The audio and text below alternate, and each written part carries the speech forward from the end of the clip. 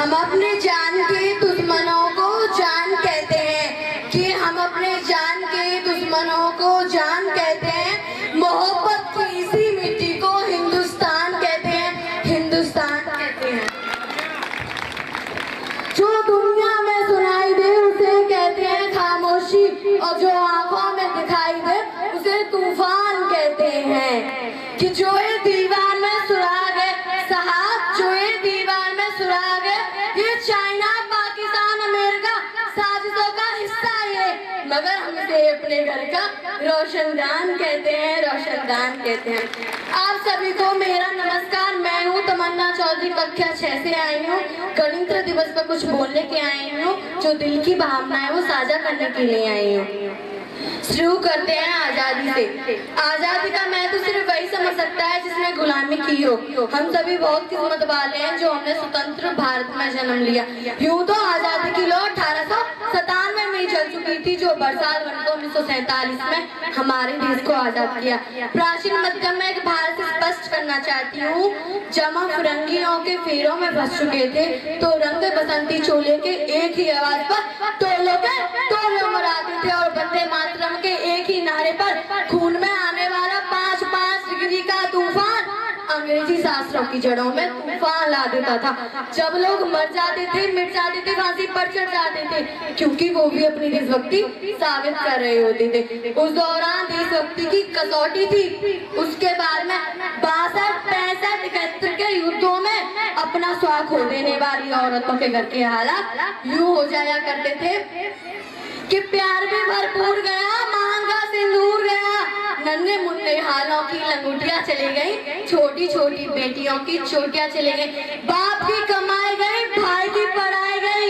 एक ऐसा विस्फोट हुआ कि पता ही नहीं चला, पूरे जिस्म की गोटियां ही चली गई। और आपके लिए तो एक आदमी मरा है साहब, किंतु हमारे घर की तो रोटियां ही चली गई, किंतु हमारे घर की तो रोटियां ही चली गई।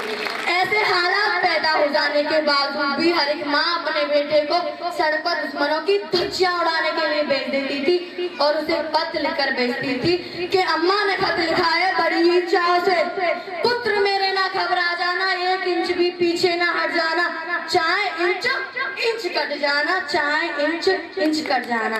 ऐसे पूरा परिवार अपनी देशभक्ति साबित करता था।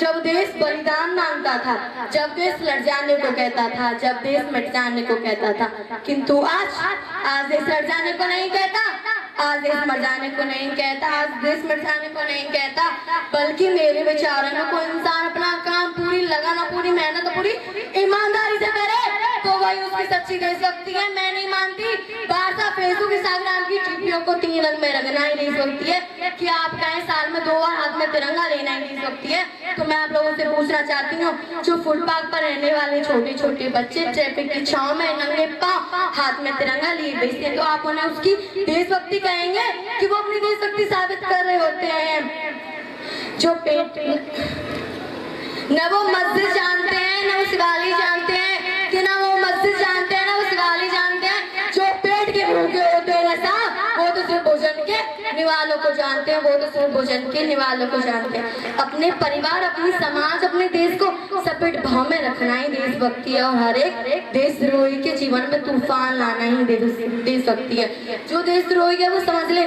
कि अगर तू परिंदा है तो ये आसमान तेरा है, अगर तू परिंदा है तो ये शमशान तेरा है, भाईचारे से रहना है तो रह जमीन पर, नहीं तो कब्र भी तेरी और कब्रिस्तान भी तेरा है। हम आज भी ऐसी समाज में रहते हैं जहाँ औरतों का दर्जा अभी भी 4थे नंबर पर है। हम आज भी ऐसी समाज में रहते हैं जहाँ रोड पर कोई इंसान तड़प रहा होता है, मर रहा होता है, दया की भीख मांग रहा होता है, वहीं अब अपनी सेल्फी ले लेकर लाइक फॉलो बनाने में लगे रहते हैं। हम आज भी ऐसी समाज में रहते हैं जहाँ पत्थर की मूर्तियों को 56 भोग लगाए जाते हैं, वहीं बगल में तड़पता गरीब भिखारी भूखे पेट चुप सो जाते हैं। हम आज भी ऐसे समाज में जी रहे हैं जहाँ हिंदू पैदा होते हैं, मुस्लिम पैदा होते हैं, सिखाए पैदा होते हैं, लेकिन यहाँ इंसान पैदा नहीं होते, लेकिन यहाँ इंसान पैदा नहीं होते। कि मजदूर को मजदूर समझिए, मजबूर नहीं, गरीब को काम दीजिए, दान नहीं। और अब दान ही देना चाहते हैं तो जीते जी रक्तदान दीजिए, मरने के बाद अंगदान दीजिए, मरे हुए को जीवन दान दीजिए। तो ये हमारी सच्ची देशभक्ति, वही हमारा राष्ट्रीय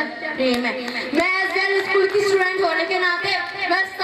करती हूँ उन वीरों को, उन जवानों को जो दिन रात रोड पर खड़े होकर हमारी सुरक्षा करते हैं। मैं सैल्यूट करती हूँ हर एक किसान को जो खून पसीना बहकर वो हमारे लिए फसल उगाता है, हमारा पेट भरता है।